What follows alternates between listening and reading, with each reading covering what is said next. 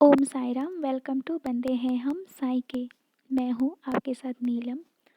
और बाबा की कृपा से आज फिर एक बहुत प्यारी सी लीला सुनाना चाहती हूँ आप सभी को। ये लीला कविता जी की है जो कि चंडीगढ़ से हैं। बताती हैं कविता जी बताती हैं कि उन्हें एक घर की ज़रूरत थी और उनके पास अपना घर नहीं था। उनके पति मतलब ज़्यादा नहीं फिर भी मिनिमम अमाउंट कमाते थे जो कि 20,000 के आसपास थे। तो फिर भी वे घर लेना चाहती थी। तो क्या हुआ, ये दिसंबर 2018 की बात है। तो वे घर लेने के लिए, क्योंकि उतने पैसे उनके पास नहीं थे कि वे उतने कैश देकर एक घर खरीद सकती थी। तो सोची कि लोन के ज़रिए घर ले लेंगे और फिर लोन चुकाया करेंगे। लेकिन कहते हैं ना, बाबा की तो कुछ और ही मर्ज़ी होती है। बाबा जानते हैं कि हमारे बच्चे को किस चीज़ की ज़रूरत है, कब वे मुसीबत में पड़ सकते हैं। तो बस बाबा उन्हें मुसीबत में पड़ने नहीं देना चाहते थे।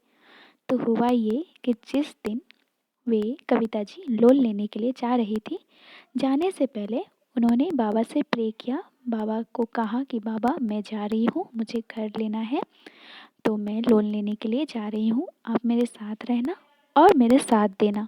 तो ऐसा कह के वे घर से निकली।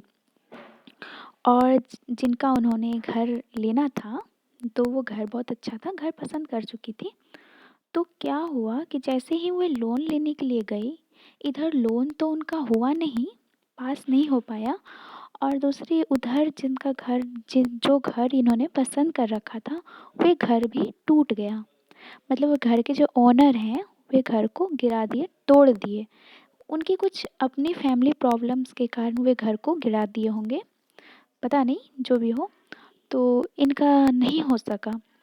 तो फिर ऐसे करते करते मतलब धीरे धीरे समय बीतने लगा और धीरे धीरे करके 1 साल हो गया। फिर दिसंबर का वही दिसंबर 2019।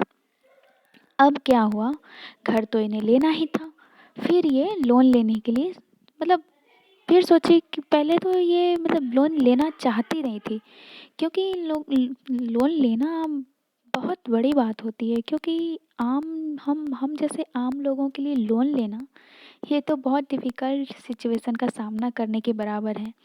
क्योंकि इनकी सैलरी 20,000 थी और 20,000 में यूँ समझ लीजिए आधी सैलरी तो इन्हें लोन चुकाने में ही लगता है, जो कि पर मंथ के लिए होता है। एक फ़िक्स रेट होता है जो पर मंथ आपको देना ही देना होता है।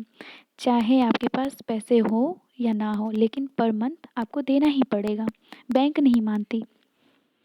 तो इस सिचुएशन से बाबा उन्हें बचाना चाहते थे।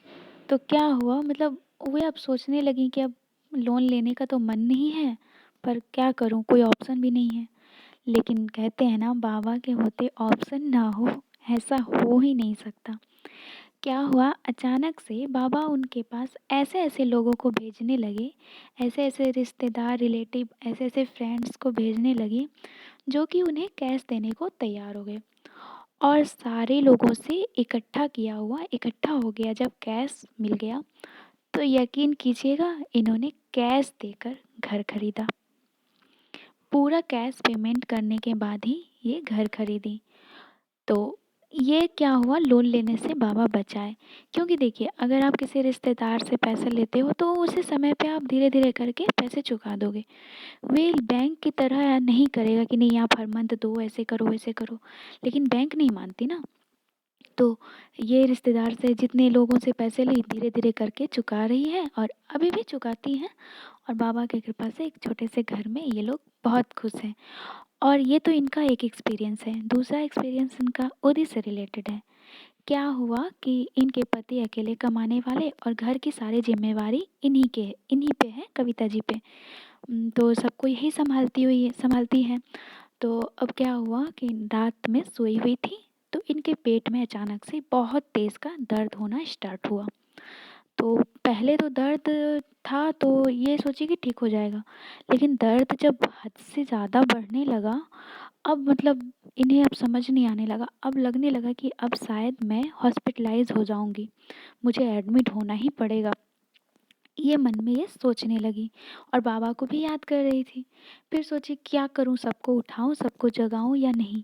फिर सोची नहीं, पहले एक बार बाबा से जाके बोलती हूँ, बाबा के पास जाती हूँ। तो ये उठी बेड से और बाबा के पास जाने के लिए उतरी बेड से। लेकिन उतरते ही इनके पेट में दर्द जो था वो तो इतना ज़्यादा था कि ये चल भी नहीं पा रही थी।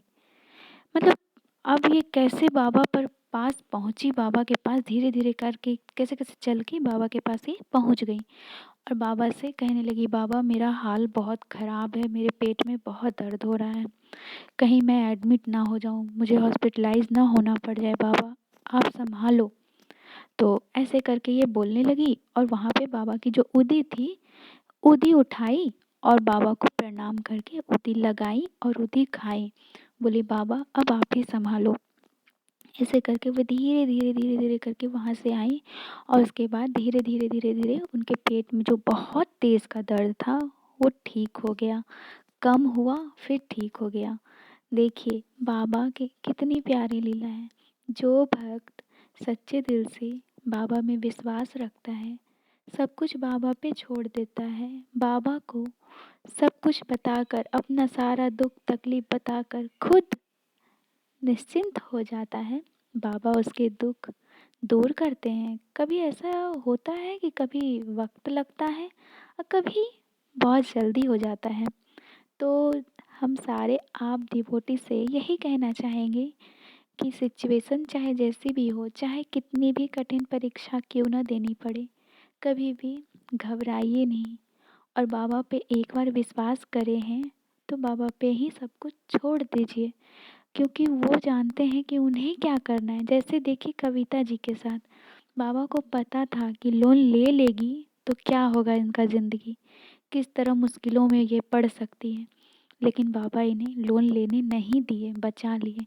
वैसे ही बाबा हर कदम कदम पर अपने बच्चों की रक्षा करते हैं और हमेशा करेंगे। आगे और एक्सपीरियंस के साथ मैं आऊँगी, तब तक के लिए ओम साई राम, जय साई राम।